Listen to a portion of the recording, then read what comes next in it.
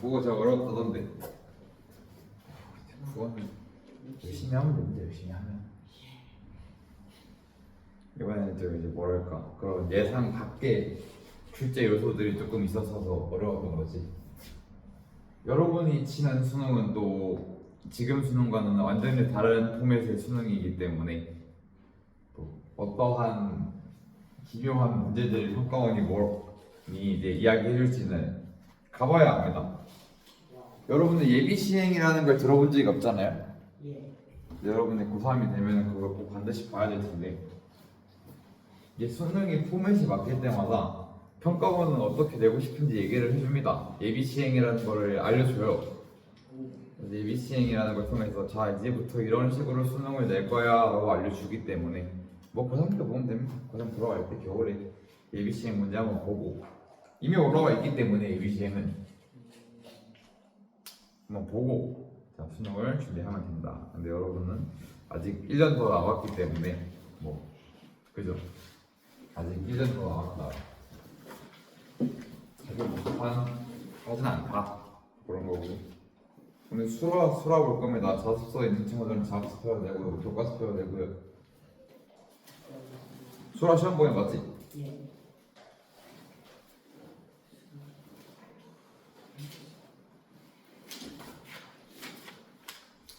수라를 한번 볼 겁니다.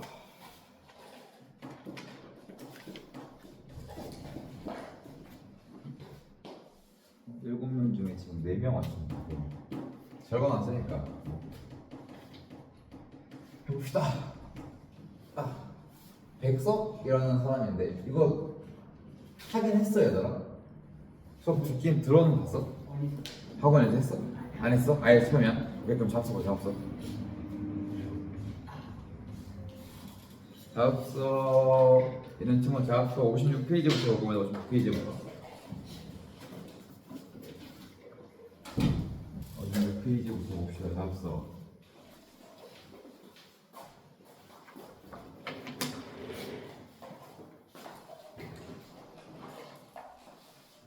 자, 현대시의 흐름이라고 하는 것부터가 나오긴 하는데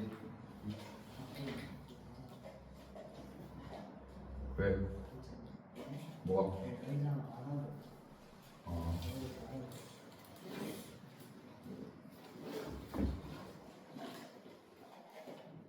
내가 너네랑 문학은 한 적 없지? 문학은 처음이지. 그러면 여러분이 앞으로 문학을 풀기 때 나름 도움이 될 얘기를 조금 하자면 56. 여러분 우리 문학에서 현대랑 고전을 가르는 갈래가 그 기점이 언제인지 압니까? 1890. 그렇게 구체적인 연도는 까먹었는데 맞아 내가 한 적 있는 얘기 맞아. 가보개혁입니다. 가보개혁 이전 문학은 다 고전이고요, 가보개혁 이후 문학부터는 현대 문학이라는 거 안에서 넣는데 모쪼록 과도기라는 게 우리 문학에는 늘 존재하기 때문에 그 전까지는 과도기적 문학, 근대 문학이라고 이야기하기도 합니다. 그리고 이제 진짜 현대시라는 형태에서 우리가 알고 있는 익숙한 형태의 현대시를 보려면 한 1910년도에서 20년도 일제강점기에 들어갔을 때 우리가 알고 있는 보편적인 현대시의 형태들이 나오게 돼. 그래서 보편적인 현대시의 형태라는 말 자체가 이상하지. 보편적인 시의 형태가 없어지는 겁니다. 이때부터. 그러면서 이제 우리 교과서에서는 자습서에서는 1930년대부터 이야기를 하고 있다. 1930년대에 일제강점기가 강점기잖아, 그지? 이때 너네 그거 압니까? 한국사 시간에 10년대는 무슨 통지? 맞아. 문화 30년대 뭐야? 맞아, 민족말살. 민족말살 아닌가? 어쨌든 이제 그때부터 30년대부터 일본이 뭘 하려고 합니까? 뭘 하려고 하지? 완전히 지배를 하는. 그치. 민족말살이 사실 왜 튀어나온 거냐면 한국인이랑 혹시 조선인이랑 일본인은 하나다라는 걸 하고 싶었던 거야. 그죠? 말 그대로 이런 말 들어봤습니까? 내선일치 이런 말 들어봤습니까? 내선일치라고 하지. 이 내지인이 뭔지 압니까? 내지인이 일본인이야. 내지인이 일본인. 일본 본토인과 조선인은 하나의 몸이라고. 그러니까 이전까지는 뭔가 구분된 국가로서 뭔가 지배하려고 했다면 조선인과 일본인을 하나로 모으려고 한 거야. 그러니까 이러면서 뭐 자연적으로 일제강점기는 조금 더 이제 정말 메인의 형태로 나아가게 되고요. 이 과정에서 어떤 일이 벌어지냐? 이 자본주의라는 게 국가적으로 엄청나게 확립이 됩니다. 자본주의가 확립이 되고 뭐가 발전이 되겠어? 도시문화라는 게 엄청나게 발전을 하게 돼요. 뭐 이거와 별개로 이때부터 일본은 세계사적으로 보면은 수많은 세계 전쟁들을 참여하고 있죠. 자, 이렇게 하면서 이러한 변화들이 우리 문학에 엄청난 영향을 끼치게 됩니다. 어땠을 것 같아? 자, 도시 문화가 엄청나게 발전하게 됐어. 이 과정에서는 보통 어떤 일이 벌어지냐면 굉장히 문학의 순수성에 집착을 하는 거예요. 자본주의가 발달하게 되고 뭔가 이러한 차별 같은 게 발달하게 되면서 자연스럽게 문학의 순수성, 예술성, 그러니까 문학을 예술적 가치로 평가하는 사조가 조금 늘어나게 되고 이때부터 이제 추가적으로는 이제 서양의 마인드가 많이 들어오기 시작합니다. 일본에서도 서양과의 교류가 굉장히 많았기 때문에 서양의 모더니즘 같은 것들이 들어오게 되고 후기는 이제 생명파라고 해가지고 다양한 문학적 분파들이 엄청나게 생겨나기 시작을 합니다. 그래서 문학의 순수성, 뭔가 예술성, 도시 문명 이런 쪽으로 가면 이제 향수 압니까? 정지용의 향수. 뭐 전체적인 문장은 물론 들어봤을 겁니다. 정지용 시인의 향수라던가 이거 다 얘들아 너네 중에 고3이 되면 다 볼 겁니다. 김영랑 시인의 뭐 모란이 피기까지 이런 건 조금 자연적인 자연의 아름다움, 문학적인 걸로 아름다운 예술의 경지를 이야기하고자 한 거고 이제 모더니즘이 들어오게 되면서 이상이라는 작가도 엄청나게 뜨게 됩니다. 여러분 이상은 뭘로 유명합니까? 여러분한테 소설 작품으로 유명할 텐데 날개라는 작품으로 나라고 잡구나 날 잡구나 그러니까 그거지. 한 천재에 대한 이야기를 한 작품인데 이것도 또 수능 특강에 있을 겁니다. 여러분들이 수능 보게 되면 수능 특강이라는 책에 있을 겁니다. 굉장한 작가입니다. 근데 이 작가가 이제 또 모더니즘 시인으로서 엄청나게 발전하게 됩니다. 근데 여러분이 이상의 시를 문학작품 시간에 볼 일은 없습니다. 아직 해석이 안 됩니다. 굉장히 뭐랄까 문학작품적인 측면이라기보다는 막 숫자로 이렇게 막 네모난 모양을 만들고 이런 시를 썼던 사람이기 때문에 이상이 부합하지 않는 이상 해석이 불가능하지 않을까라는 생각입니다.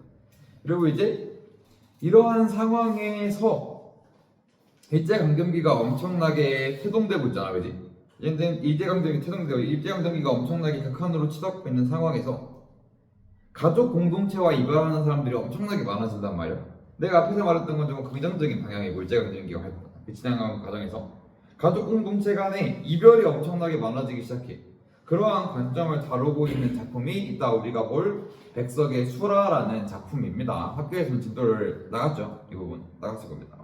이렇게 작품 볼 거고요. 1940년대로 들어가게 되면서 이제 일제강점기 말에 엄청나게 극심한 일제의 탄압이 생겨나게 되는데 이러한 과정 속에서 저항시들이 엄청나게 뜨기 시작해. 이 일제강점기가 막판으로 치닫게 되면서 일제의 탄압도 엄청나게 강해지고요. 세계사적인 측면에서 봤을 때는 일본은 이때 2차 세계대전에 참전을 하게 되죠. 전범국으로 참전을 하게 되고요. 결론적으로는. 그래서 그러한 과정에서 굉장히 많은 탄압이 있었고 한국에서도 그래서 민족적 향토적 세계, 저항시 같은 게 많이 나오게 돼서 뭐 이육사 시인의 광야라던가 윤동주 시인의 시들이 많이 1940년대에 쓰여지게 됩니다. 근데 뭐 윤동주 시인은 저항 시인이라고는 하지만 뭐 이육사 시인에 비해서는 엄청나게 적극적인 저항 시는 아니지만 일제에 대한 기본적인 저항 의식을 갖고 있는 시다. 그러다 보니까 이제 민족의 향토성을 더 강조하겠지. 민족성, 그러니까 조선 민족으로서의 민족성을 강조하는 작품들 그리고 이러한 걸 침해하는 일제에 대한 저항 1945년 8월 15일 광복을 하게 되면서 1940년대 후반에는 광복에 대한 기쁨, 박두진의 해 같은 작품들이 뜨게 됩니다. 그리고 1950년대에 들어가게 돼. 그러니까 우리 문학은 되게 신기하게도 슬프게도 이 10년 단위로 역사적으로 큰 사건들이 발생을 합니다. 1940년대에 광복을 했어. 그리고 1950년대 우리 역사에서 가장 큰 사건이 벌어집니다. 무슨 일이 벌어지지? 맞아, 6.25 전쟁이 벌어지게 됩니다. 그치? 6.25 전쟁의 발발로 인해서 이러한 전쟁에 대한 시들이 엄청나게 많이 나타나기 시작해요. 그래서 전쟁에 대한 이야기를 하기도 하고요. 전쟁이 일어난 후에 이러한 참상을 고발하거나 본인들의 피해를 이야기하는 시들이 나타나기도 시작해요. 네, 선생님이 굉장히 좋아하는 시 중 하나인데 구상의 초토의 시라는 작품이 교과서에 가장 등장하긴 하거든. 이 분단 현실에 대한 굉장히 직접적인 언급이 나오는 좋은 작품입니다. 뭐 여러분은 볼 일이 없을 겁니다. 초토의 시가 이제 교과서에서 잘 안 나오고 있기 때문에. 근데 놀랍게도 이러한 과정 속에서 이러한 사회를 고발하는 시만 나타난 게 아니라 오히려 문학의 순수성으로 나아가고자 서정성을 강조하고자 하는 각도들도 나타나기 시작해. 왜냐면은 현실이 너무 참혹하잖아. 막 가족들끼리 찢어지고 국토가 전쟁으로 유린되고 있는 상황에서 오히려 문학은 더 서정적이고 순수한 측면으로 가야 한다는 관점이 나타나기 시작한 거야. 되게 역설적이에요. 그래서 현실의 참혹함 속에서 이러한 순수시들이 굉장히 많이 나타나기 시작합니다. 이 모더니즘 경향의 시는 계속 튀어나와요. 어쩔 수 없이 이제 20세기에 유행했던 문학 수조이기 때문에 굉장히 다양한 작품들이 나타나기 시작하고 1960년대로 갑니다. 1960년대에는 무슨 일이 벌어졌는지 아닙니까? 맞아, 이제 정부 수립이 되고 전쟁이 끝나는데 4.19혁명이 벌어지죠. 자, 사실 60년대부터 80년대는 묶어도 되는데 4.19혁명, 5.18 민주항쟁, 6월 민주항쟁이 벌어지게 되면서 이러한 다양한 민주화 운동의 물결이 불게 되는 게 한국 역사입니다. 이러한 과정들 속에서 이런 민주화 운동이 왜 벌어졌지? 압니까? 근본적으로 문제가 뭐였는지. 이제 군부독재 때문이었지. 이제 군부독재에 대한 영향으로 민주화 운동이 벌어지게 됩니다. 여기까지 시간 아니니까 뭐 정도만 할게요. 그러니까 이러한 다양한 사회적 문제들이 발생하기 시작했던 거야. 그래서 이렇게 뭐랄까 민중지향적인 시대, 민중의 고통에 공감하는 여러 가지 시들, 그리고 사회 부조리를 고발하는 시들이 굉장히 많이 나왔는데, 내가 군부독재 민주화운동만을 얘기해서 그럼 이런 시대만 나왔냐? 이러한 상황에서 도시 문명이 발달하는 과정에서 생기는 문제들도 있는 거야. 이때부터 한국이 굉장히 급진적으로 발달을 하잖아. 그러면서 도시화가 굉장히 크게 발전이 됩니다. 자, 얘들아, 도시화가 무슨 얘기인지 압니까? 맞아, 다 도시로 모이는 거야. 근데 이 사람들이 돈이 많은 사람들만 움직이고 있어. 돈이 없는 사람들도 이동했을 거야. 맞아. 그럼 일자리 문제가 자연스럽게 당시 한국에도 벌어지게 되고요. 이 과정들 속에서 노동 문제도 벌어지게 되는 거지. 이러한 노동자들에 대한 문제를 이야기하기도 했던 굉장히 참여시 계열이 조금 많았습니다. 아무래도 이때까지는 사실. 그리고 이념적 갈등, 냉전이라고 부르는 이념적 갈등 속에서 이념적인 시류도 굉장히 많이 나왔는데 교과서에서는 뭐 다루진 않습니다. 아무래도. 그리고 뭐 이제 여러분이 문학을 언젠간 전공하게 되는 친구가 한 명 정도 나올 수 있으니까 빨리 앉아. 그러면 뭐 중간중간에 사실 여러 가지 이념적인 시도도 나옵니다. 이념적인 시도를 못 따라서 그렇지. 자, 그렇게 되고 여러 가지 민주화 운동과 도시 문제들이 해결이 되어가는 과정 속에서 우리에게는 1990년대를 찾아오게 됩니다. 1990년대는 사실 여기 자료에 나오지만 사회주의 국가들이 전반적으로 다 몰락을 합니다. 소련이 해체를 하죠. 독일의 통일이 되고 사회주의 국가들이 몰락을 하게 되면서 자연스럽게 이념적 갈등이 조금 줄어듭니다. 그러니까 냉전 체제에서 사회주의 이념이 패배를 한 거지. 국가들이 몰락을 했으니까.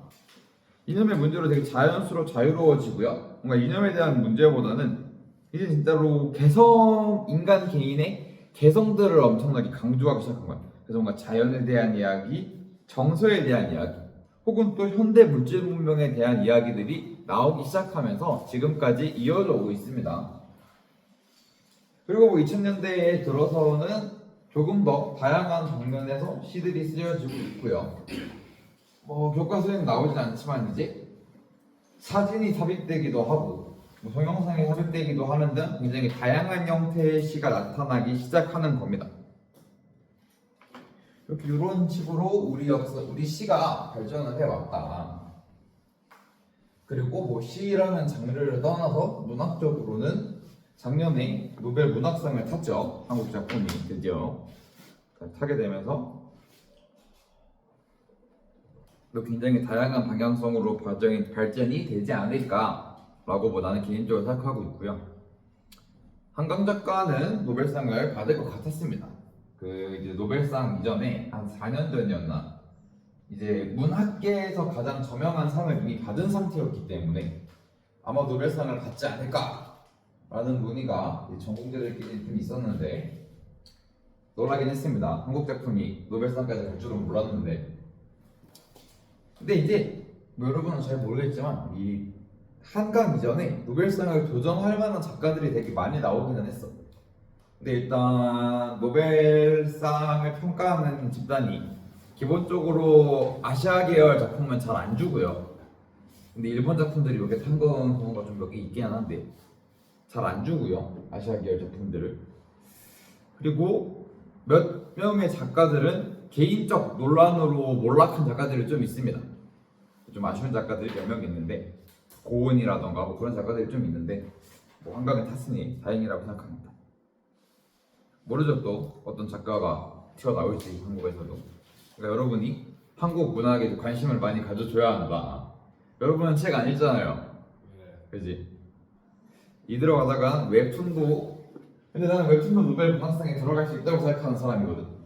그것도 문학의 한 일종이라고 생각을 해서 왜냐면 해외에서 엄청 좋아하잖아 뭐 웹툰. 그래서 그래야 되면 좋겠다 라는 생각을 합니다. 넘어가 봅시다. 이제 본격적으로 작품에 돌아가 보겠습니다. 백석의 수라라는 작품입니다. 여러분 백석은 들어봤습니까? 네, 다양한 작품을 쓴 사람이고 또 이번 수능 특강에서 남신의주 뭐였더라? 갑자기 기억이 안 나네. 남신의주 유동 박시봉방이라는 작품으로 수능 특강에 수록되어 있기도 했고요. 또 우리 문학에서 굉장히 입지전적인 인물이긴 합니다. 키 엄청 크잖아요. 맞아. 내가 얘기했나? 학교에서. 맞아. 키 엄청 큽니다. 아마 10년 하세요. 190이라고. 맞아. 190입니다. 그때 당시에 190이었으면 뭐 현재를 기준으로 봤을 때는 굉장한 2m. 2m가 넘어가는 장신의 인물이지 않았을까라는. 그리고 57페이지 보면은 그림으로 그려놨습니다. 백석을 이렇게 생겼습니다. 백기봉 아니에요? 백기봉. 근데 굉장히 여러분이 뭐 나중에 찾아보면 알겠지만 굉장히 잘생겼습니다. 맞아요. 굉장히 잘생겼습니다. 장신의 굉장히 잘생긴 이제 대학 교수였죠. 네, 굉장히 요새 이제 우리 말로 치면 살짝 좀 이제 문학가니까 이제 애견남의 정석이지 않았나. 굉장히 잘생기고 깔끔하고 뭐 그랬다고 합니다. 근데 이제 백석의 죽음에 대해서는 굉장히 미스터리한 게 많은데 백석이 원래 고향이 평안북도입니다. 원래 고향이 평안북도 이북 사람이고 이북에서 타지에서의 삶이 굉장히 길었던 사람이고 그리고 조국 광복 이후에 이북 쪽에 있다가 아마 월남을 하려고 한 걸로 추정이 되는데 당시 이제 남쪽에 있었기 때문에 사라집니다. 전쟁 과정에서. 그리고 북한에서 발견이 돼요. 죽은 채로. 그러니까 뭐 죽은 채로는 아니고 이제 거기 있음이 확인이 되는데 아마 이제 당시에 이북 작가들이 그러니까 남쪽에 있으려고 했는데 납북이 많이 됩니다. 전쟁 과정에서. 그러니까 납치가 된 거지. 전쟁 과정에서 납치가 됐고요. 뭐 그 이후로 굉장히 이른 나이에 죽은 걸로 알려졌는데 뭐 최근에 밝혀진 바로는 굉장히 오래 살다가 어디 뭐 이제 수용소 같은 데도 끌려갔었다고 하고요. 아무래도 남쪽에 있었다 보니까 갔다고 하고요. 마지막에는 어디 뭐 농촌 이런 데 있었다고 하는데 뭐 들려오는 이런 탈북민들의 이런 얘기를 들어보면은 굉장히 손재주는 없었다. 그러니까 이렇게 뭔가 일을 하는 그런 능력은 뭐 없었다고들 합니다. 그래서 요새 백석의 새로운 작품들이 발굴이 되고 있습니다. 그죠? 그리고 어떠한 작품들이 다시 또 나타날지 모릅니다. 백석이 노년의 나이에 쓴 시들은 현재 한국 땅에 없기 때문에 뭐 그 가족들이 어떠한 과정으로 탈북을 하게 되면 우리에게 밝혀질 수도 있고요. 문학사적 연구가 같이 진행이 되면 또 밝혀질 수도 있고요. 그런 작가들이 좀 많습니다. 그러니까 우리가 정확한 걸 알 수가 없는 작품들이 굉장히 많아서, 그리고 이러한 백석의 초창기라고 해야겠죠. 초창기 작품집에 있는 작품이 바로 이 백석의 수라라는 작품입니다. 수라라는 작품. 아까 타지살이를 많이 했다고 했죠. 타지살이 과정에서 쓴 걸로 추정이 되고요. 여러분 아수라라는 말 들어봤습니까? 이렇게 아수라장이라는 말을 들어봤을 텐데 이게 불교 용어입니다. 아수라장.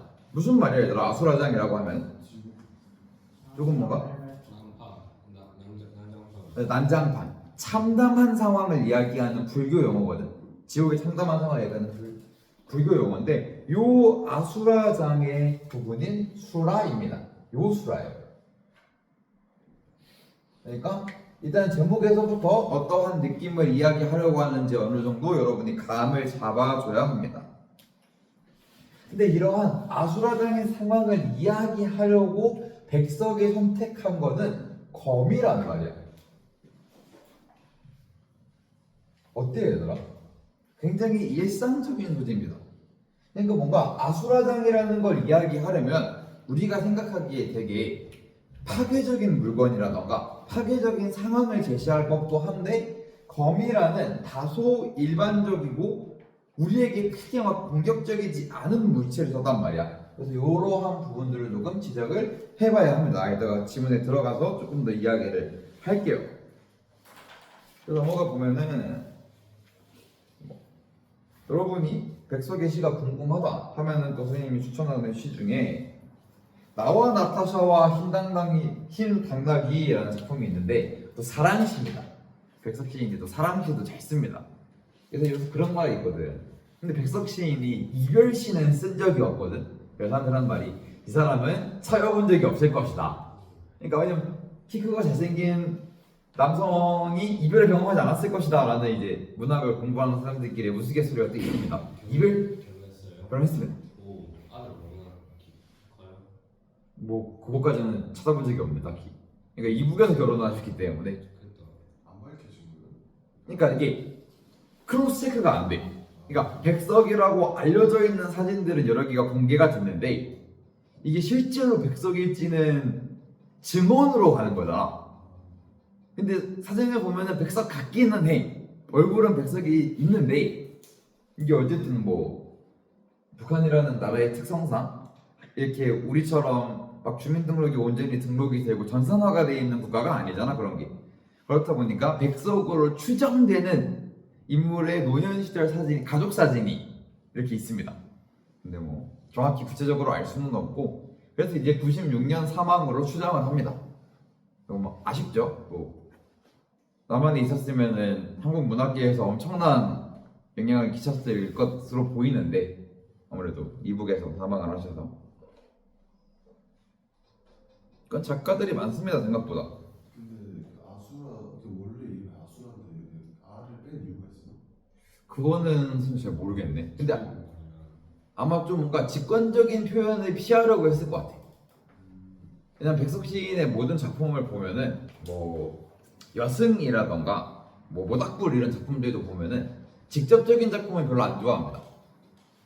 그리고 직유도 그렇게 많이 안 쓰고, 물론 직유를 쓰기는 쓰는데 우리 수라도 너네 학교에서 했잖아. 직유는 잘 안 씁니다.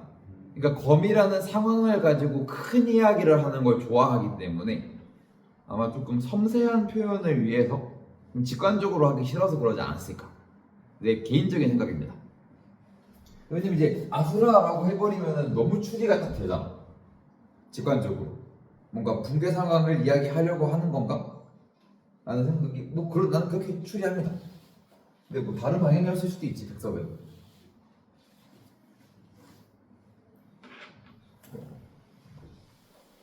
백석 시인 여러 작품들 보면 굉장히 또 좋은 작품들이 많습니다. 이게 뭐랄까 우리가 일제강점기에 봤던 시들이랑은 조금 다른 시를 많이 썼을 거야. 조금 섬세합니다. 말 그대로 조금 섬세하고 막 이렇게 저항시의 계열이 잘 느껴지지 않은.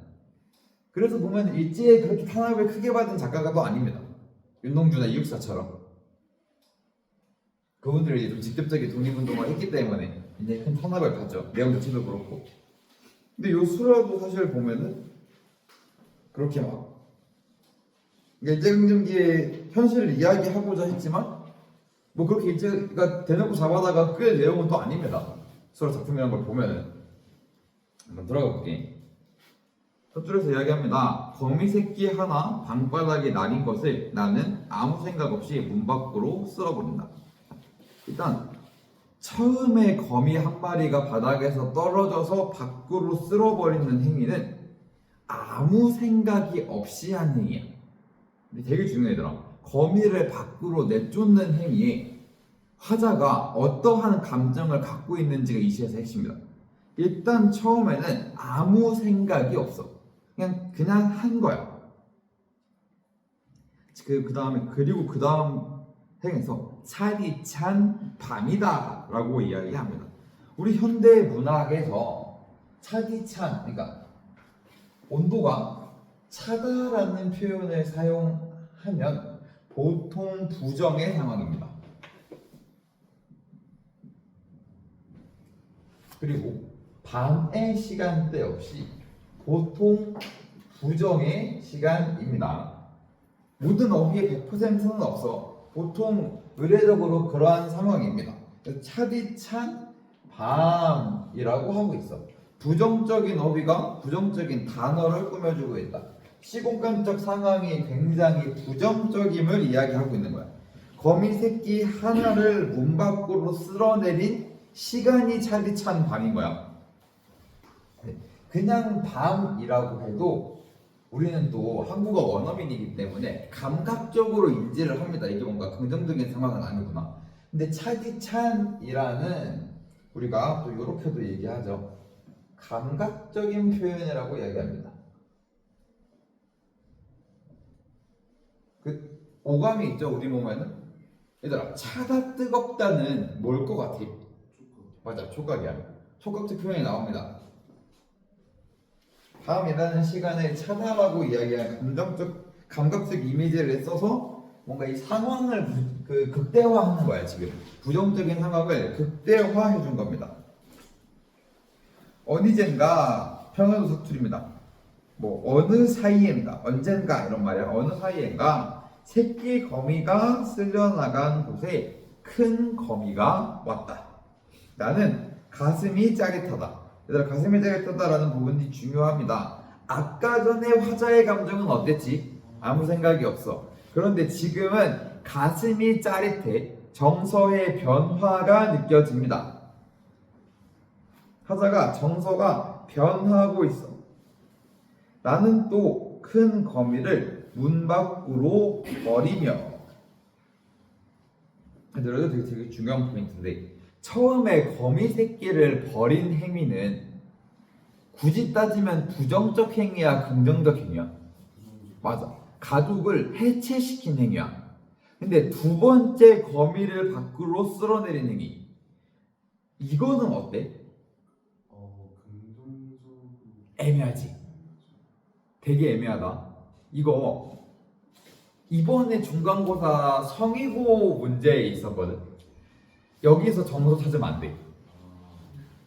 그러니까 보기가 제시하지 않는 한 화자가 이 행위를 한 것이 좋은 행위인가 나쁜 행위인가에 대한 평가가 들어가면 안 됩니다. 왜냐면 분명 거미가 제외하기 위해서 화자가 얘네를 제외시켜주기 위해서 문 밖으로 쓸어내린 건 맞아. 그지? 근데 얘네가 제외했다라는 건 우리가 알 수가 없어. 그래서 화자의 행위가, 이 두 번째 쓸어내리는 행위가 긍정적 행위인지는 보기에서 관점을 제시하지 않으면 최대한 평가하지 않으려고 해야 돼. 물론 학교에서 어떻게 말씀을 했느냐에 따라서 상황은 달라질 수 있지만 우리가 자체적으로 평가하면 안 됩니다. 이걸 자체적으로 평가해서 긍정으로 잡아간 애들이 낚일 수 있게끔 성의고에서 문제가 출제가 됐기 때문에 뭐 중원고도 못할 거라는 이야기는 할 수 없죠. 충분히 나올 수 있는 부분입니다. 어쨌든 만나게 해주기 위해서 내렸다라는 팩트만 체크하는 거야. 행동의 의도를 행동이 좋고 나쁘고를 체크할 수 없는 겁니다. 우리가. 자, 나는 또 큰 거미를 쓸어 문 밖으로 버리며 천 밖이라도 새끼 있는 대로 가라며 서러워한다. 아무 생각 없다가 가슴이 저릿하다가 이제 서러워진 겁니다. 화자의 정서가 변화하고 있습니다.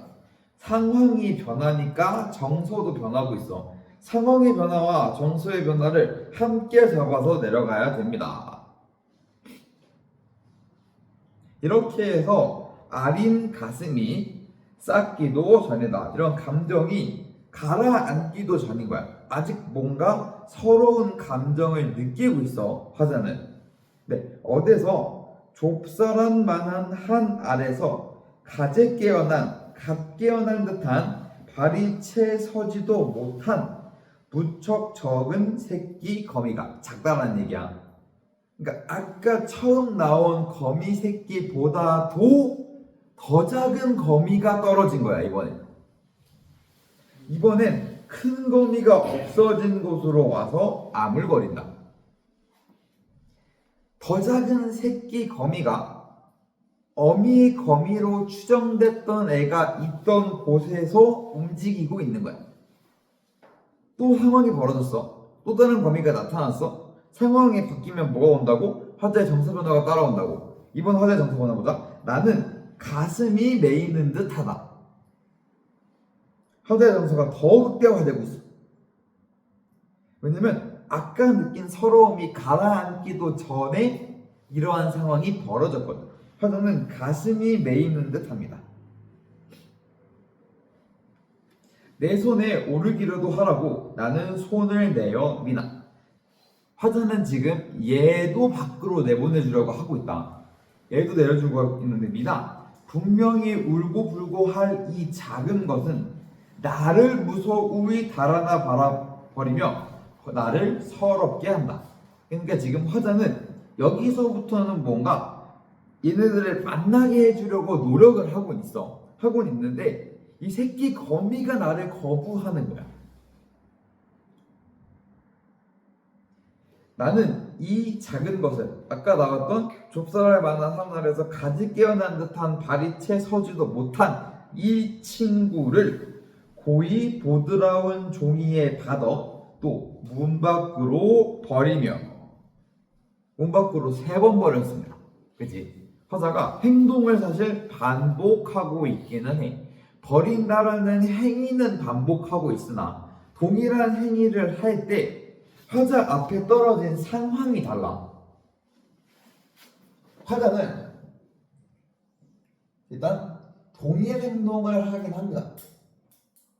근데 이 동일 행동을 할 때 상황은 다르지. 다른 상황에서 동일 행동을 하고요. 또 그거에 따라서 다른 정서가 나타나는 게 핵심입니다. 상황은 똑같아. 거미를 밖으로 쓸어내린다라는 동일한 행동을 반복하고 있으나 그 행동을 하고 있을 때 요 화자가 느끼는 정서나 이 상황은 좀 다른 이야기를 한다라는 걸 알아두면 좋습니다. 그래서 또 문 밖으로 버리며, 자, 그런데 여기서 이거랑 같이 붙여야 돼요. 지금 집이 아닌 외부 공간은 어떤 상황이라고 1년에서 제시했지? 차디찬 밤. 내부보다 위험한 공간이야, 차디찬 밤이라는 공간은. 근데 지금 화자는 위험할 수도 있는 차디찬 밤이라는 상황에서 이 거미들을 다 문 밖으로 쓸어 보냈어. 그럼 화자가 원하는 건 뭘까? 위험한 상황이지만 가족이 함께 해야 한다를 중요시 여기는 거야. 그러니까 저 밖의 공간이 재회를 확신할 수 있는 공간도 아니고 이 거미들에게 좋은 공간도 아니야. 그런데도 불구하고 이 밖의 공간에서는 가족이 제외할 수 있다라는 장점이 있기 때문에 화자는 그 행동을 시도한 겁니다. 이것은 엄마와 누나나 형이 가까이 이것을 걱정하며 있다가 쉽게 만나기나 했으면 좋으련만 하고 슬퍼한다. 그러니까 화자는 요 문 밖이라는 공간이 위험하다라는 걸 알고 있습니다. 화자가 동일 행동을 한 애들을 쓸어서 밖으로 내다보내준 이 문 밖이라는 공간은 아까 봤던 것처럼 차디찬 밤의 공간이야. 즉 거미들에게는 굉장히 위험할 수 있는 공간임에도 불구하고 화자는 이들이 제외하기를 바라며 이들을 밖으로 내보낸 겁니다. 그러한 거미 가족이 해체된 상황, 그리고 이러한 해체된 거미 가족이 제외하기를 바라는 상황에 대해서 이야기하려고 하는 거야. 근데 우리는 이걸 이제 시를 중심으로만 본 거고, 이 시가 써진 시대적 상황에 한번 주목을 해봅시다. 이 시는 1936년에 간행된 백석의 시집 사슴이라는 시집에 있는 작품이야. 1936년입니다. 일제강점기지. 이 과정에서 우리 민족은 상황이 어땠을까? 해체되고 있는 거야. 여러 전쟁이라던가 조선 땅에서 살기 어려운 상황 속에서 가족과 굉장히 해체된 우리 민족의 현실을 이야기합니다. 그리고 사실 백석이 가족과 헤어져 있기도 합니다. 이 상황에서 백석이 가족과 떨어져 있는 상황이기도 해. 그렇기 때문에 백석은 이러한 가족의 재회를 엄청나게 강조를 한 거야. 이러한 일제강점기에 가족 공동체가 해체되어 있는 이러한 상황 속에서 이러한 상황 자체를 아수라라고 본 거야.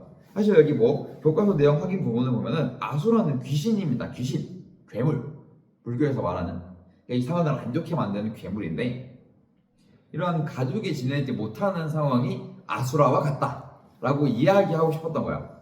그러니까 아수라 장이라는 게 아수라가 있는 장이라는 곳이거든. 그래서 생각해봐. 얼굴이 셋이고 팔이 여섯인 싸움을 좋아하는 괴물이 있는 곳이 평화롭겠냐고? 아니라는 거죠. 그러니까 마치 그러한 상황이다라고 이야기하는 거야. 그래서 보면은 이런 부분도 중요하고요. 교과서 내용 확인에 있는 시공간적 배경과 함께 인식하는 것도 좋습니다. 방바닥이라는 공간. 자, 공간이 3개 나와, 얘들아.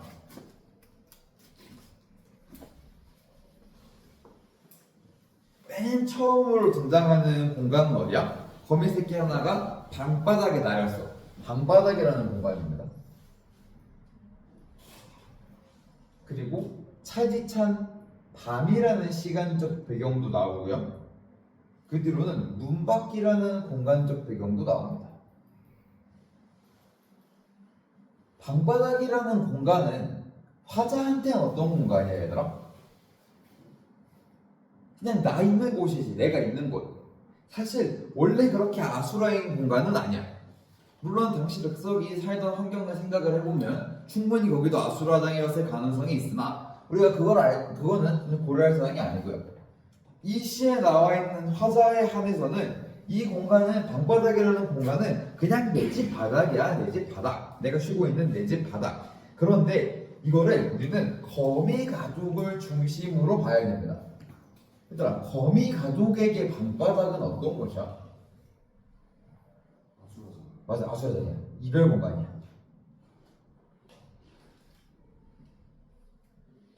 하필 방바닥에 첫 번째 새끼 거미가 떨어지는 바람에 가족이 이별하는 상황이 시작하게 돼. 즉, 이 공간은 이별의 공간이야. 거미 가족에겐 이별의 공간이야. 다시 보자. 그리고 문밖이라는 공간을 볼까요?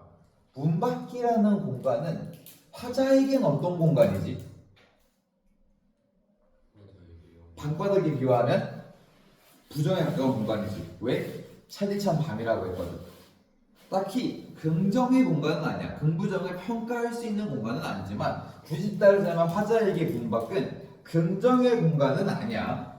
그리고 거미 가족에게는 사실 버려진 공간이죠.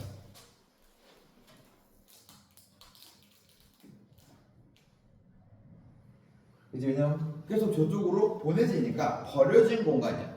자신의 거주지를 이탈한 버려진 공간입니다.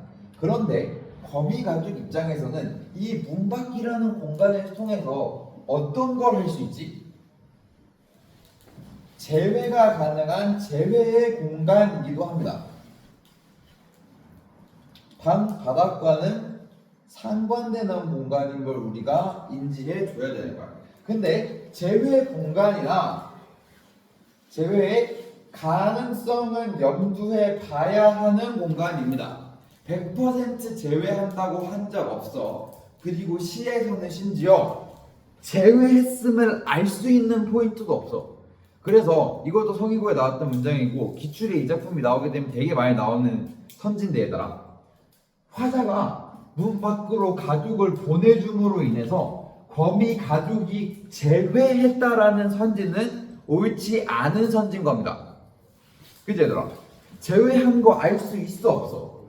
몰라. 제외했다고 말을 안 해줬어. 그러나 제외할 수 있는 가능성이 존재하는 공간이기 때문에 화자도 거미 가족 둘을 어미와 아주 작은 새끼를 문 밖으로 내보내는 판단을 한 거지.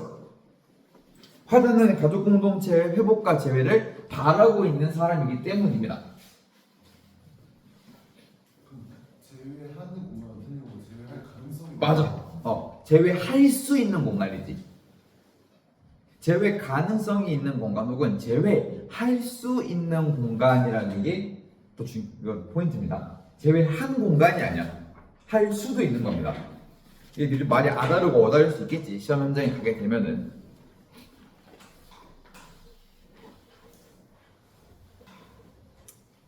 백석 씨가 다 그렇게 쉬운 시는 아닙니다. 마주하게 되면 쉬운 시는 아닌데. 선생님은 20살 때 가장 먼저 산 시집이 그 아까 말한 사슴이었습니다. 요 수라가 있는. 아까 말했듯이 그 작품을 굉장히 좋아합니다. 나와 나타샤와 흰 당나귀라는 요 사랑시가 굉장히 낭만적으로 표현되어 있습니다. 굉장히 은유적으로 표현되어 있어서 아주 볼만한 작품이다. 이제 뭐 여러분은 잘 모르겠지만 사실 이렇게 교과서에서 보는 작품들이 굉장히 작품성이 좋은 작품들이 많은데 이제 우리가 이걸 자꾸 시험 현장에서 문제풀이용으로 봐야 돼서 좀 슬픈 경우가 많죠. 여러분 뭐 공부했겠지만 여기 뭐 아홉켤레 구두로 남은 사내 요 소설도 굉장히 명작인데 명작들은 보통 교과서로 들어옵니다. 아무래도 작가가 죽은 후에 교과서로 들어오는 경우가 많기 때문에 좀 아쉽지. 그래서 난 수능 끝나고 새 감정으로 읽어보고 싶어서 읽은 작품들이 되게 많아.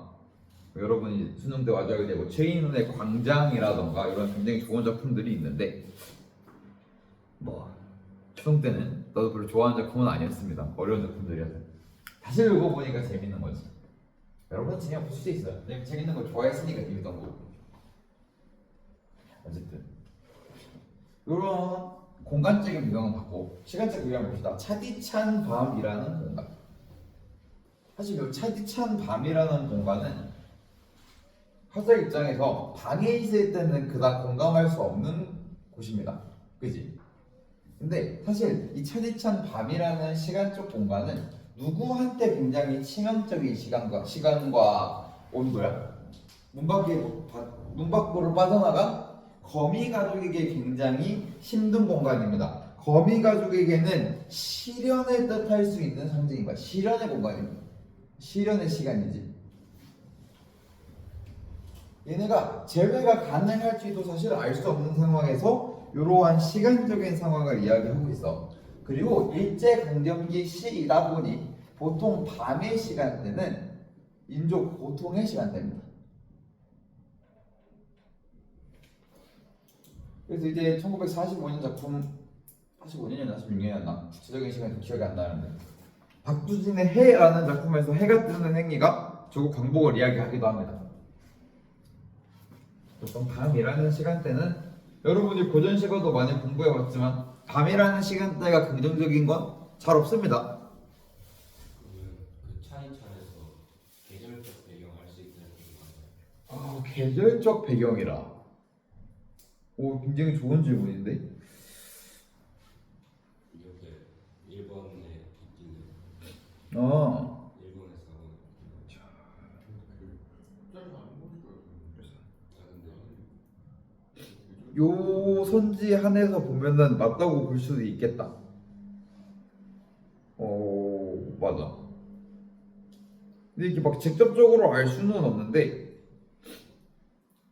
왜냐면 일단 일본에 정답이 뭔 거 같니? 이번에 맞아, 2번이거든. 그렇게 보면은 차대찬을 통해서 계절적 배경이라고 할 수도 있겠네요. 그럴까?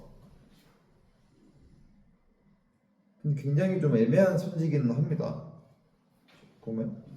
근데 뭐 찬바퀴라는 표현이 있기 때문에 굳이 따지자면 구체적인 계절을 알 수는 없으나 계절적 특성이 없다고는 못할 것 같아요.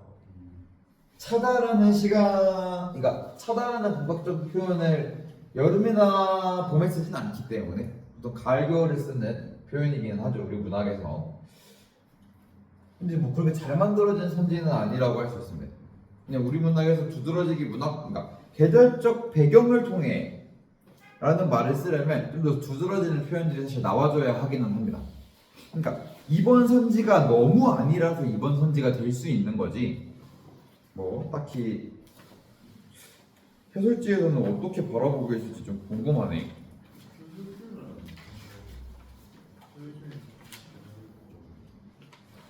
이게 또 교과서를 만드는 사람들의 관점이 굉장히 또 중요하기 때문에. 화제의 경험이라고 하네요. 예? 오,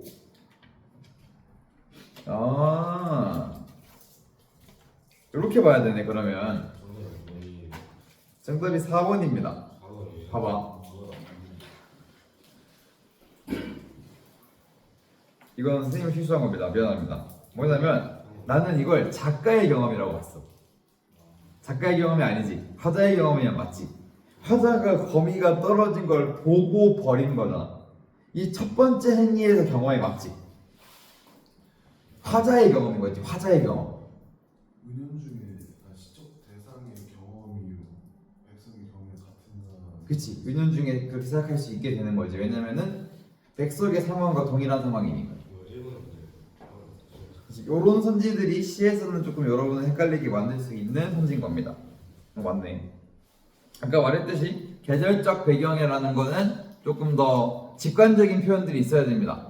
겨울이면 눈, 가을이면 서리, 이런 표현들이 좀 등장을 해줘야 직관적으로 계절적 배경이라는 이야기를 할 수가 있다. 차다라는 표현만으로는 애매하다고 볼 수 있겠네요.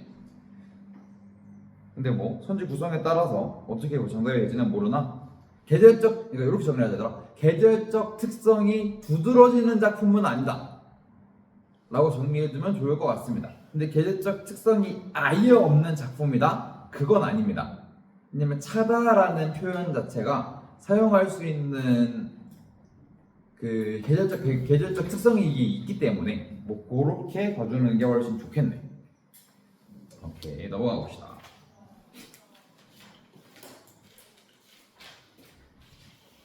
그래서 아까 봤던 것처럼 수라에서 나타난 시적 화자의 정서와 태도에 대한 이야기입니다. 자, 시적 화자의 행동이 계속 바뀌었지. 행동은 계속 반복적이었지. 무슨 행동을 반복했지? 쓸어버리는 행위를 반복했는데 이 쓸어버리는 행위를 당하는 대상은 또 바뀌었다. 처음에 새끼거미, 어미거미, 큰거미, 그리고 무척 작은 거미로 이 행동을 당하는 대상이 계속 달라짐에 따라서 화자의 정서가 달라지고 있다. 처음 거미 새끼를 문 밖으로 쓸어버릴 때는 아무 생각이 없다 했어. 아무 생각이 없다가 큰 거미가 떨어지자 얘가 어미거미라고 화자가 생각을 하게 되고요. 그 상황부터 가슴이 짜릿하고 서러워진 거야. 그리고 그 다음에 무척 작은 새끼거미가 나왔을 때도 가슴이 메이고 서럽고 슬프다라고 했죠. 아까 이연의 정서적 상황이 가라앉지 않은 상황에서 사면의 상황이 벌어졌기 때문이다. 다음 내용을 참고하여 시의 형식이 시적화대의 정서 변화에 어떤 관련이 있는지 말하여 보자. 여기 보면은 수라는 이 연에 따라서 행수가 점점 많아지거든. 2행, 4행, 6행 이런 식으로. 점층법이라고 합니다. 우리는 이런 걸. 이 점층법이라는 게 표현 방법이다 보니까 여러분한테 굉장히 헷갈릴 수 있는 부분이 되는데, 형식적으로 점층이 되는 걸 수도 있거든. 그냥 특정 문제 반복을 위해서 점층이 되기도 하지만, 여기서는 화자의 정서 변환법이다. 처음에 아무 생각 없을 때와 가슴이 메이고 서럽고 슬플 때의 화자의 정서는 정서 차이가 크지. 그 정서 차이가 크다라는 걸 점층법이라는 형식을 통해서 우리가 가시적으로 느낄 수 있게 한 거야. 얘가 더 느끼는 바가 더 많구나라는 걸 감각적으로 느낄 수 있게 하기 위해서 점층법이라는 걸 사용했다라고 합니다. 근데 뭐 교과서에서는 이렇게 말하고 학교에서 이렇게 설명을 할 텐데, 사실 나는 뭐 그러한 의도는 아닐 거라고 보기는 합니다만, 뭐 유독 길기는 하죠. 마지막 행이, 마지막 연이. 뭐 이제 그건 또 문학을 바라보는 나의 선생님의 개인적인 관점인 거고, 백석의 관점은 어땠을지 모르고요. 교과서에서 관점을 이렇게 얘기했기 때문에 우리는 아쉽게도 교과서가 바라봐주는 관점으로 작품을 감상해줘야 한다. 그래서 얘들아, 너네가 나중에 문제를 보고 모의고사를 풀게 되면 알 텐데, 문학은 항상 발문이 어떻게 나오냐면 문제가 보기를 바탕으로 라고 합니다.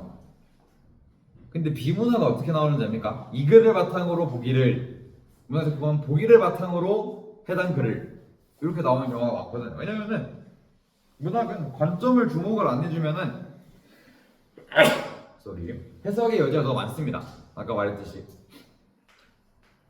그렇기 때문에 조금 중요하다. 그래서 이번에서 사회 문화적 맥락을 바탕으로 하여 작품을 파악하는 것을 하는 겁니다. 1930년대 예지수 타의 정책에 대한 이야기를 하면서 많은 사람들이 생계를 위해서 굉장히 많은 곳으로 이주를 하게 됩니다. 백석도 이러한 상황을 겪은 사람이고요. 이러한 가족 공동체를 소재로 한 작품을 쓰게 되는 거지. 만주나 연해주 모세춤 위치 알죠? 중국. 그러니까 우리 북한 영토랑 딱 붙어있는, 뭐 굳이 따지면은 그림에서 그리지 못하나, 여기죠. 여기 만주 연해주가, 연해주는 여기고 블라디보스토크, 만주는 여기죠. 이렇게가 만주, 여기가 연해주입니다. 오, 블라디보스토크. 맞아, 블라디보스토크이죠. 지금 말로는 갈 수가 없습니다. 한국에는. 저 러시아에. 근데 굉장히 가보고 싶은 국가 중 하나였는데, 선생님이 가보고 싶은 여행지는 선생님이 고를 때마다 출국 금지 국가가 되고 있습니다. 전쟁 중이죠. 아직 러시아도.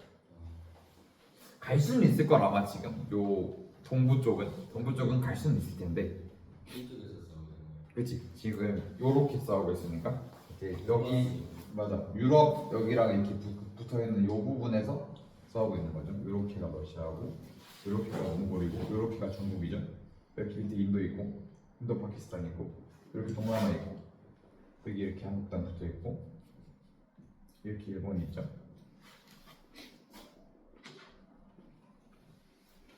근데 지금 가보고 싶은 나라가 다 전쟁 중이다.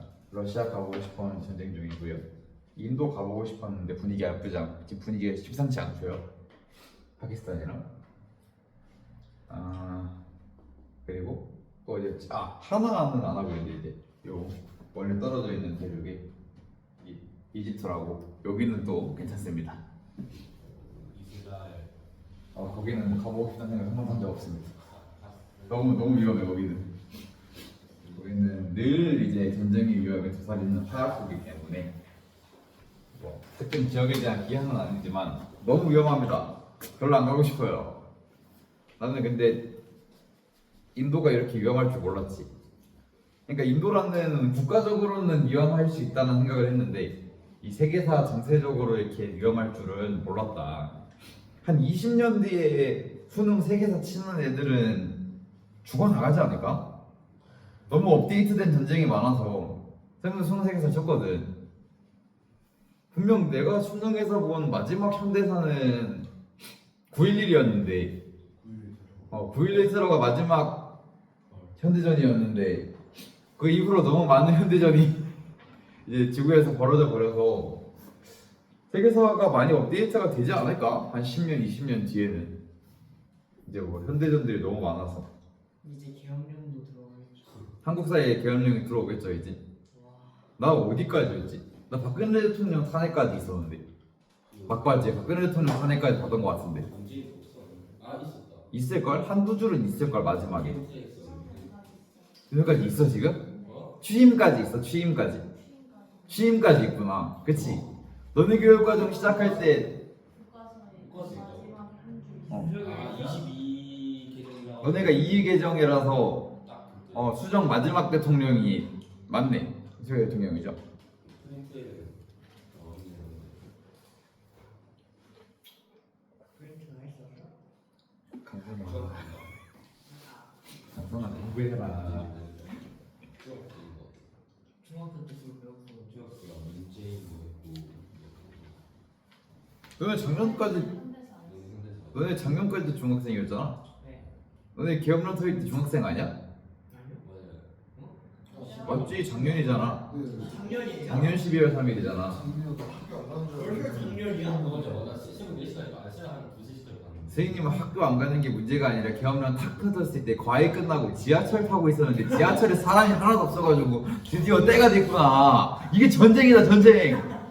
선생님은 심지어 그렇게 과외를 하고 선생님 그때 대학 다니고 있을 때였거든 작년에. 그리고 이제 휴가 나온 친구들이 동생들이 좀 있어가지고 선생님 이제 일을 다 하고 일단 11 그러니까 군대 휴가 나온 친구들이 좀 있어가지고. 들어가는 거 아니에요? 아 그러니까 그 얘기 이제 해줄 건데, 그러니까 그러고 나서 이제 나 이제 걔네를 봐야 되잖아. 근데 난 이제 일을 해야 됐으니까 그때 과외를 했으니까 그때는 걔네가 먼저 만나고 있었어. 이 개강 시간이 되게 늦게 있었잖아. 11시쯤이었던 걸로 기억을 하는데. 그래서 이게 걔네는 이미 저녁을 먹고 놀고 있었고 애들끼리 내가 이제 중간에 합류를 하는 상황이었는데 이제 터진 거지 상황이. 그래서 이제 부인들한테 내가 전화를 했지. 그 휴가 나온 부인들한테. 그 중에 하나가 또 이번 계엄 사태의 굉장히 핵심이 됐던 특수부대 SDT였습니다. 그 국회를 깨고 들어간 부대가 SDT죠. 특전대, 특수임무대. 특임대. 얘네가 대테러 특수임무대대. 이 친구가 이제 올해 12월에 전역을 하게 되는데 현금 굉장히 친한 동생인데. 그래서 이 특임대 출신 애가 휴가가 나와서 패닉에 빠지게 됩니다. 이제 아무래도 걔가 그때 아마 첫 휴가였을 거야. 그래서 그 친구가 이제 술 마시는 걸 되게 좋아하는 친구라서 이제 진탕 마시고 있었는데 뉴스를 보고 내가 전화했지. 뉴스 봐라. 그때 당시 이제 네이버 속보에 쫙 기억했거든 이제. 걔가 이제 그걸 보고 패닉에 빠집니다. 부대 출동이 걸렸대. 그래서 얘는 해지가 바로 안 됐으면은 아마 데리러 왔을 겁니다. 군용차가. 휴가. 잘리겠지. 휴가가 잘리는 게 문제가 아니라 그때 가장 큰 문제는 저녁을 앞두고 있었던 처음에 선생님의 여러 친구들이 저녁 연기가 왜냐면 이제 전시 상황인 거기 때문에 이제 법적으로 계엄령은 전시 상황이기 때문에 저녁을 할 수가 없습니다. 군인들이 그대로 정지입니다. 정지. 군생활 2년 추가 봐오는 겁니다. 그렇게 하면 군인의 힘이 세진다는 거 맞아요. 그치. 왜냐면 이제 계엄령 상황은 계엄사령관이 최고 지휘자인 거거든. 차라리 그러면 군대에 있는 게 안전한 거 아니에요? 뭐 굳이 따지면 그렇긴 하지. 굳이 따지면. 근데 어쨌든 일반 국민들도 제어가 커지는 상황이니까 계엄사령관. 계엄사령관은 군인입니다. 군인. 계엄사령관은 보통 군 장성들이 하기 때문에. 어쨌든 굉장히 놀라운 상황이었다. 그래서 그때 당시 부대에 있던 이제 계엄령이 종료가 되고 그 다음날 저녁에 그때 부대에 있던 이제 스님이 여러 지인들에게 연락을 해보니 실제로 비상을 걸어놓고 대기하고 있었다. 전군이. 왜냐면 이제 군인들은 몰랐대. 그냥 계엄령이 떨어졌다만 아니까. 그럼 국회 거기서 그 땅땅땅 안 쓰면 그지. 뭐 진짜 일어날 수 있어. 지금 우리가 이렇게 수업을 안 하고 있었을지도 모르죠. 좋은 건가? 좋다고 하기보단 국가의 자유가 없는 거니까 이제 우리가 하고 싶은 걸 못 하니까 이제 계엄 상황이 되면은 국가가 컨트롤을 많이 하게 되는 거죠. 와, 그때 발로 하고 있었는데. 뭐 보통 그렇죠. 이제 막 롤 하고 있다가 알던 친구들 뭐 이제 많죠. 네. 나 갑자기 주식 봤는데 주식 맞아. 다 떨어져가지고 생 다 올랐습니다. 다 떨어졌지. 다 다 투기 하는 거지. 아 그때 살 거구나. 그래서 아까 갑자기 세일. 여러분 도전하고 딱 뉴스 봐서 진짜 웃겨버리고 도전. 맞아. 아, 그때 살 거구나. 미주가 그 극장이 박살이 났죠. 다음날 아침에 환율이랑 같이. 한일도 대박살 났잖아요. 환율이 그때 1,475원까지 찍고 내려왔어. 그래서 네. 좋아했는데 그때. 그때 그때 막 이제 비트코인을 하던 선생님 친구들은 이제 이거 이제 큰일 났다. 그때 비트도 같이 봐왔기 때문에 바닥으로. 근데 바로 비트코인이 이렇게 떨어졌다니까 진짜로. 바로 다시 올랐잖아요. 아 그치 이제 바로 정리되고. 근데 그때는 로그인이 안 됐습니다. 업비트에. 진짜 다 이제 팔려고 하니까 현금으로 들고 있어야 될 거 아니야. 뭘 믿어 이제. 뭐 이제 그랬던. 그러면 선물 시장은 이득 아니야? 숏? 숏 치는 사람들은 이제 선물 시장은 이득 아니야? 거기는 지구가 망해야 이득이야. 뱅크런 직전까지 가야 이득입니다. 거기는 선물은. 지구 숏. 발로 하다가 친구가 알려줘가지고 뭐 그런 상황이었습니다. 그럼 또 수많은 새로운 방향의 문학 작품들이 나타났을 수도 있겠죠. 근데 또 기억력 나오겠네요. 그렇지 나오겠지. 2032? 2034? 이거 되게 외우기 쉬워. 이거 되게 외우기 쉬웠는데 1, 2, 3 12월 3일 그리고 얘 다 뭐가 있었는데 그 뭐 해지 인원부터 해가지고 근데 저 외우기 쉬웠던 건데. 맞아. 뭐 봤는데 기억이 안 나. 어쨌든 우리 역사에서 또 굉장히 그것도 1년 전이에요? 그치 이제 1년을 앞두고 있죠. 이제 12월 3일이 시험 끝난 날이요. 아닌가? 시험 끝나기 진짜 얼마 안 됐을 때. 시험 3일 아, 30분. 그러니까 시험을 앞두고 있는데 시험 그치. 앞뒀었거나 시험이 끝났었거나 했는데 그냥 애초에 시험이 끝났지. 끝난 거 같아. 수학하는 데는 빨리 치잖아. 아, 처음이었구나. 빠졌었어.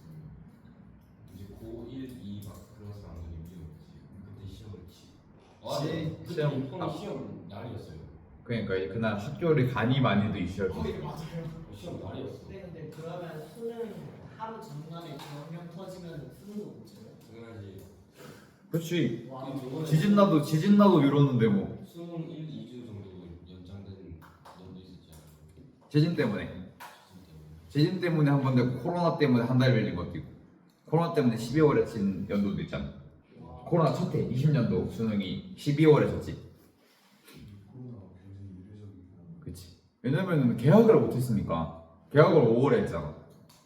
계약을 5월에 했으니까 아무래도 점수 때문에. 그치 너희 줌수 앞했을 거고. 아, 맨날 자는 너무 개꿀이 그냥 안 들어왔잖아.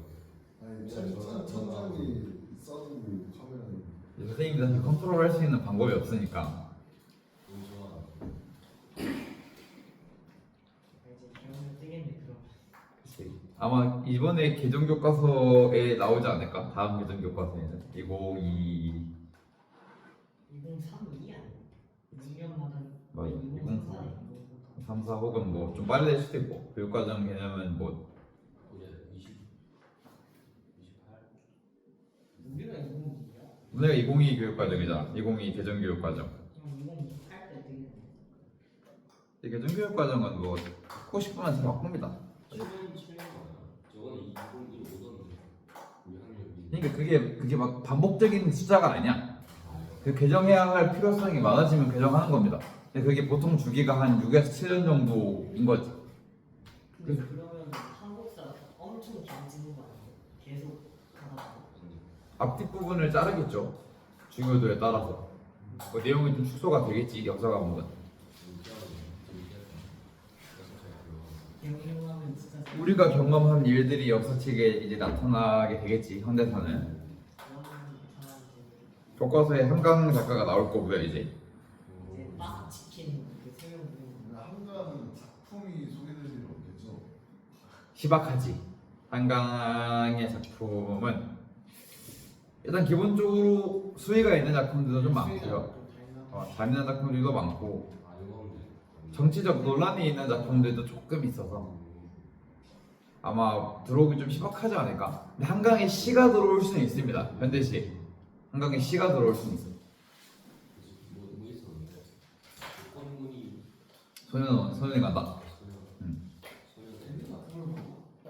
학교에서 한강 뭐 아무튼 뭐 어, 그게 소년 소년관단 봐도 돼. 소년관단은 괜찮습니다. 그것도 수위가 좀 있던데. 없진 않죠 기본적으로. 그건 이제 5.18 민주화운동 얘기라서 아무래도 초반부에 조금 잘한 내용들이 있긴 합니다.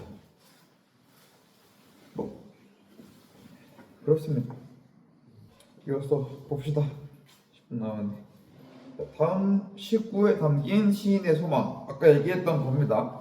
마지막 행의 마지막 연연 관역 행에서 그 얘기를 했죠. 엄마와 누나와 누나나 형이 기꺼이 걱정하고 있다가 쉬이 만나기나 했으면 좋겠다라고 했습니다. 아까 말했다시피 이 문밖이라는 공간은 이들에게 춥고 위험하고 버려진 공간이지만 재회의 가능성이 존재하는 공간이다라고 이야기하고 있습니다. 그래서 화자는 이를 통해서 가족 공동체가 재회하길 바라고 있다. 이 말은 이제 또 아까 했던 사회 문화적 맥락을 바탕으로 이해하면 우리 민족 공동체가 지금은 굉장히 힘든 시간, 시련의 시간 속을 살고 있지만 재회를 하게 됐으면 좋겠다라고 이야기하고 있는 겁니다.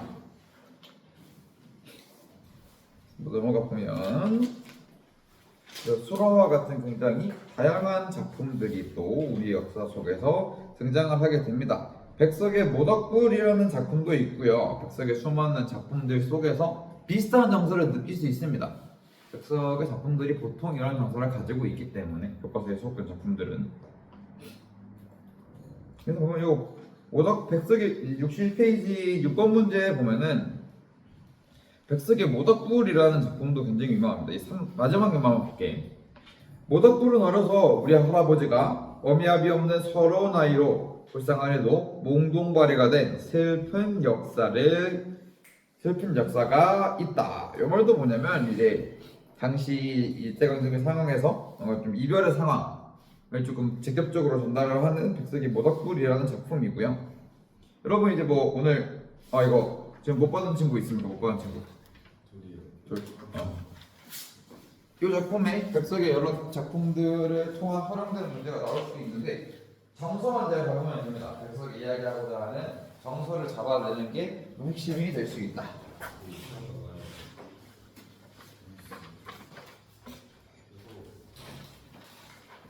그래서 여기 3페이지 현대시의 흐름은 여러분이 한번 채워보도록 하고요. 난 이제 수라를 정리해 보겠습니다. 자유시고요. 서정시입니다. 보통 서정시다 하더라. 서정시가 아닌 시는 많이 없어요. 감정을 드러내는 시는 감정시라고 하기 때문에. 대신 여기서 되게 중요한 건 보통 일제강점기들과는 다르게 저항시의 성격이 전혀 없다라는 거 조금 알아두면 좋습니다.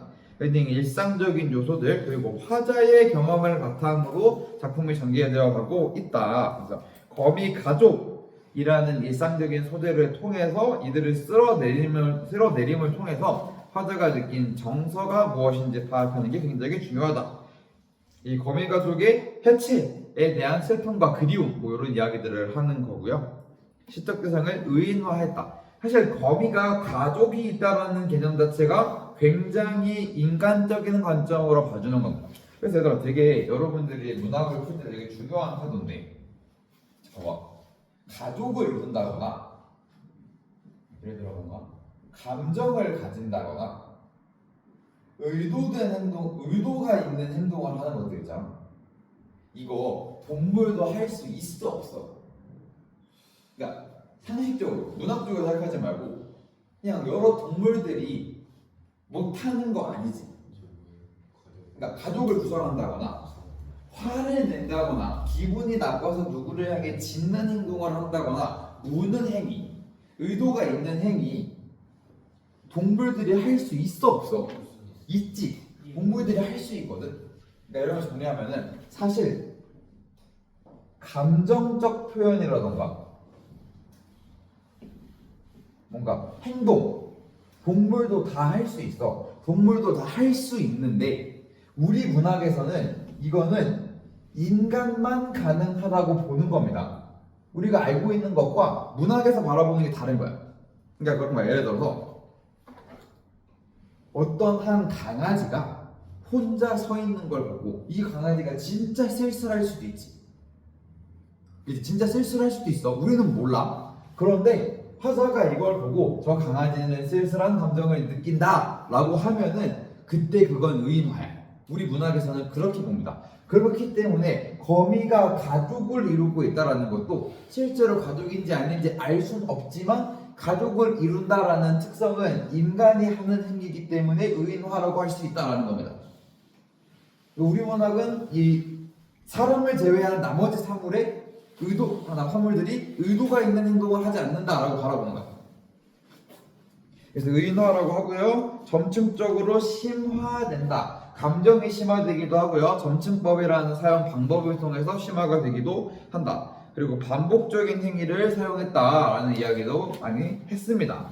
그래서 64페이지에 이번에는 별표를 좀 쳐주세요. 화자의 행동 변화와 정서 변화.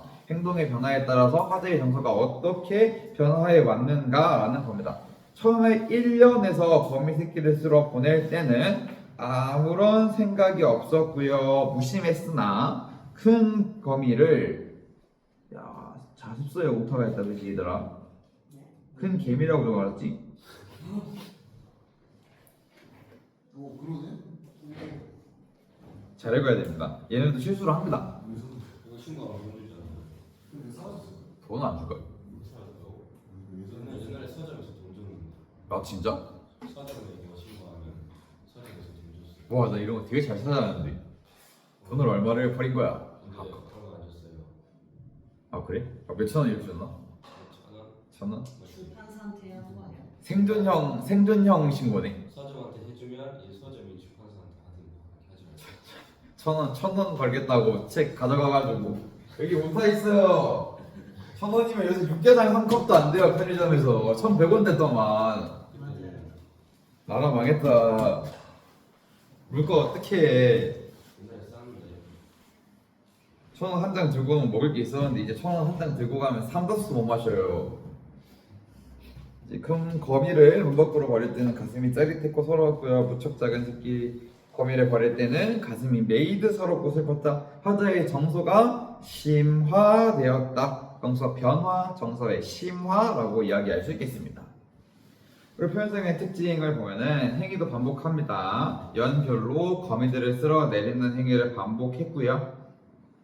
비유법 많이 썼습니다. 근데 직유법은 거의 안 사용됐어. 거미를 감정을 가진 인간과 같은 존재로 의인화했다. 얘들아 의인법도 비유법입니다. 비유법의 수많은 경우 중에 이제 의인법을 사용을 했다. 그리고 정서와 감정의 확대. 요거 이제 점층법이라는 연애 길이가 점차 길어지는 방법을 통해서 우리가 파악할 수 있다고 교과서에서 이야기했습니다.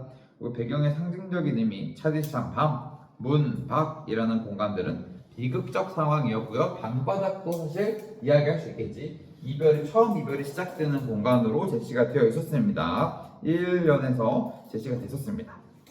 차디찬 밤이라는 상징적 의미, 문 밖이라는 상징적 의미 이야기했습니다. 촉각적 이미지를 통해서 밤이라는 시간대를 더 비극적으로 강조했다. 힘듦을 강조했다고 했고요. 문 밖이라는 공간은 굉장히 춥고 위험하고 버려진 공간이기는 하나 재회를 할 수 있는 공간, 재회의 가능성이 존재하는 공간으로 우리가 해석을 해줘야 한다. 그래서 뭐냐면 얘들아, 문 밖이라는 공간을 통해서 재회의 가능성이 있다고 하더라도 문 밖은 구조적으로 부정적 공간이라는 것을 알고 있어야 합니다. 그러니까 부정적인 인식, 비극성이 강조되는 공간이지, 왜냐면 재회가 100% 됐을 거라는 확신이 없기 때문에 일단 부정적 공간으로 해석하는 것이 방향성이 옳습니다. 알겠지? 그러나 재회의 가능성이 존재한다는 사실은 잊지 말고 문제를 풀어내자라는 겁니다. 이해하셨겠습니까? 오케이, 오늘은 여기까지. 부정이긴 하지만 그렇지. 재회 가능성은 존재한다.